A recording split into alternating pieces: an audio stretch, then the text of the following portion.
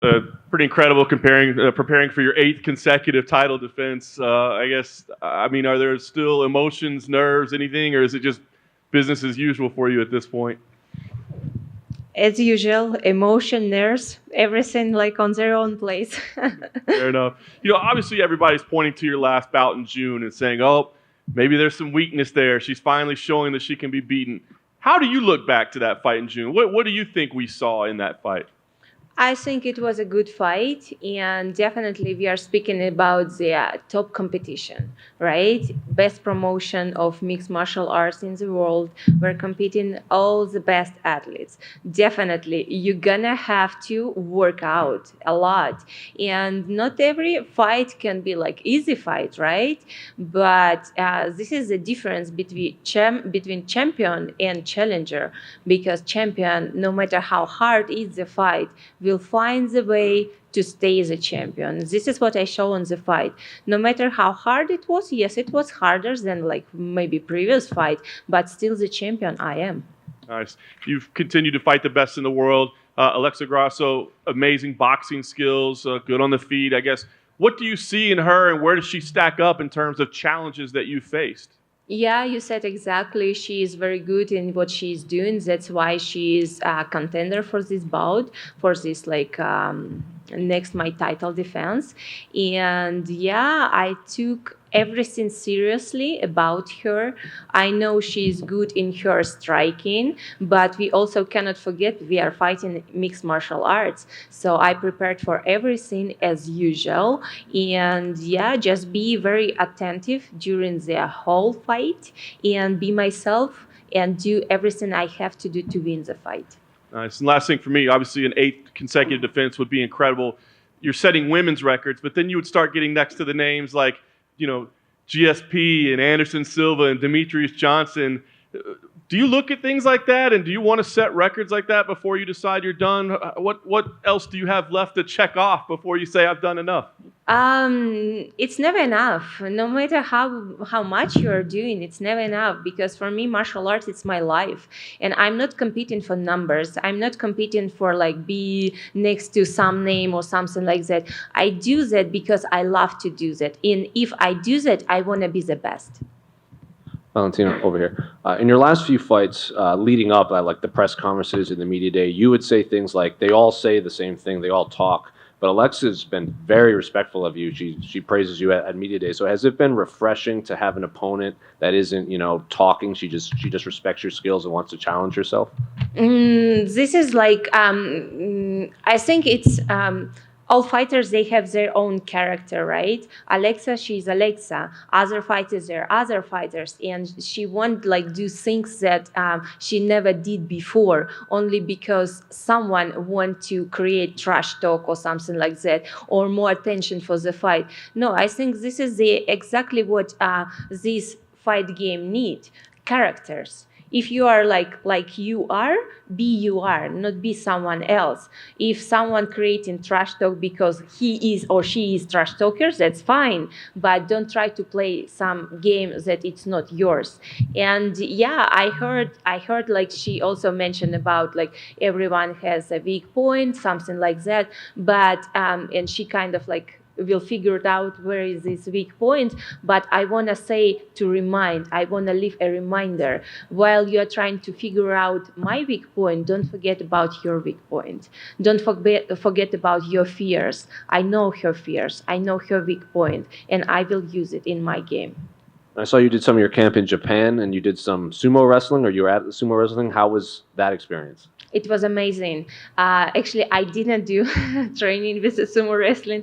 I was watching how they train, and it's very impressive because usually people what do they watch competition. It's kind of like whole different story, and the trainings it's you see how they work, how much effort they put on their like sport. And after we were like very lucky to have a lunch with them and actually to stay like see how they are living. It's like 3-floor building.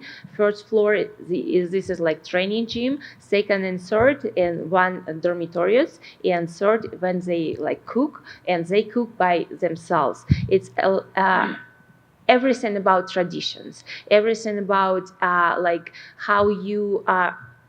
how much respect you have to your like training partner, to your teacher. And I very enjoy to see the approach what Japan how is martial arts over there, because it's kind of like old style martial arts. Now in the modern world, many fighters, they're thinking about money, about like ratings, about like they don't care much about the gyms, they don't care much about their coaches, but there it's still like old school, the school what I was growing up, the same spirit, and where they fighting, they training very hard. And I speak not only about the sumo wrestling, also about MMA fighters, about like in general mixed martial arts.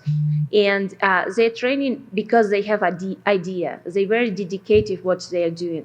They fight for their noble things. They fight for their gym, their coaches, not because some money they will get. No, it's about honor, and I very respect that. Valentina over here. Hi. You mentioned training in Japan. Is there anywhere else you'd like to go next to train? You train all over the world. Is there any place you have in mind of where you'd like to train next?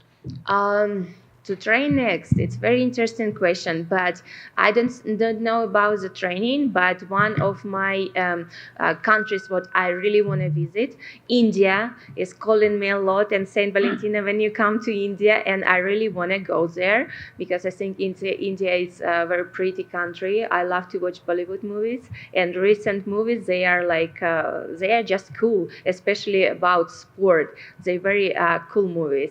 I want to go to New Zealand.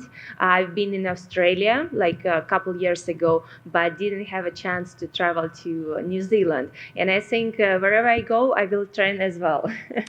And just last question from me. When we spoke last, I know you mentioned that you feel like Erin Blanchfield would need one more fight if she was to fight for the title. But maybe more. Maybe, okay. Well, Dana White mentioned in an interview recently that he does think that Erin's next because of an issue with Talia Santos fighting in the United States. What was your reaction to that? I don't know if you saw that clip. No, I didn't see that clip. I didn't see. I didn't know because I am super focused on my upcoming fight this Saturday. But I still believe if they put her, that's fine. But I still believe she's not ready for the title fight yet. Valentina, aquí, ¿cómo estás? En español, ¿está bien? Está bien. Si bien es cierto, tú eres de Kirguistán originaria, también peleas por Latinoamérica. Técnicamente es la primera vez que dos peleadoras latinoamericanas van a pelear por un título en el UFC. Toda la gente te quiere mucho en Latinoamérica y está pendiente de esta pelea. ¿A ti qué significa Latinoamérica en esta pelea? Significa mucho para mí Latinoamérica porque he vivido bastante tiempo, 8 años por allá, y claro que adoptó muy bien la cultura que tiene la gente, el ambiente en general, y tengo mucho amor y mucho cariño por todos los países, porque cuando nosotros vivimos en Perú, por este tiempo, nosotros viajamos por toda Latinoamérica, Colombia, Ecuador, Argentina, Paraguay, Uruguay, sí, claro que Brasil. Tenemos muy buenos amigos en México también, muy buena escuela Black Belt Central, y este mundo siempre se queda en mi corazón, porque tanto tiempo es como ya es parte de ti. Valentina, hay mucho respeto entre Alexa y tú, pero en términos generales, ¿qué tienes tú que no tiene Alexa? Yo creo que eso vamos a ver el sábado, ¿no? Y yo no me gusta antes de la pelea hablar mucho de estas cosas, comparar una a la otra, porque yo creo que cada una tiene sus cosas buenas, y esto es lo más bonito de ver en artes marciales. Cada uno es diferente y todos juntos nosotros como traemos una belleza para artes marciales mixtas en general. Gracias. Valentina down here. Do you think you'll ever go back up to bantamweight, or is the rest of your career going to be at flyweight? I do think I'm going to move up. Yeah, I do think it's going to happen someday. Given that, do you think a trilogy with Amanda is inevitable? It's only the one reason why I should move up. How do you think a trilogy goes? This time has to go like my way, no matter what.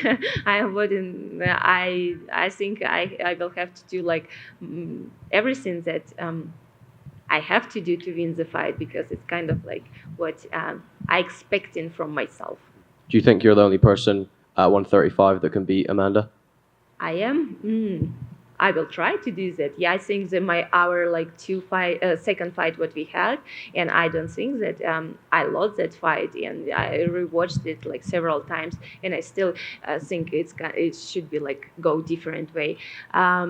If it would be like champion against champion, no doubt judges would give like victory to my side. But that time it was different situation, different circumstances. That's why it's happened what has happened. But when the trilogy gonna happen, it's gonna be everything like completely new, brand new. Valentina, down here, I know you said that you don't focus on accolades and making history, but if you do win this fight, you're going to become the first champion to complete the set of rubies. You're going to have 8 rubies. I mean, how does that feel? Oh, feels amazing. Yeah, definitely. But I don't think about that right now. I don't want to put in my head thoughts that don't belong here right now at this moment. I know if I win, this is only what matter. But if I start to think about rubies, numbers, names, or something like that, I'm gonna go way far from my goal. So I prefer to stay focused on what I have to do. And I know if I do the way as I wanna do that, I mean successfully defend my title. Everything else just gonna be here naturally. Thank you. Hey, Valentina.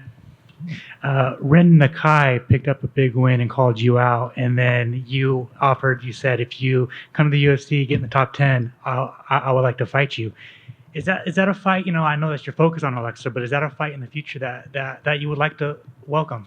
I think, yeah, I saw her tweet and she was like saying things like that with a lot of respect and everything. I think she's like old school fighter who was first Japanese fighter fighting in UFC and now having this successful career, what she is having, I think 10 wins like by KO submission, something like that.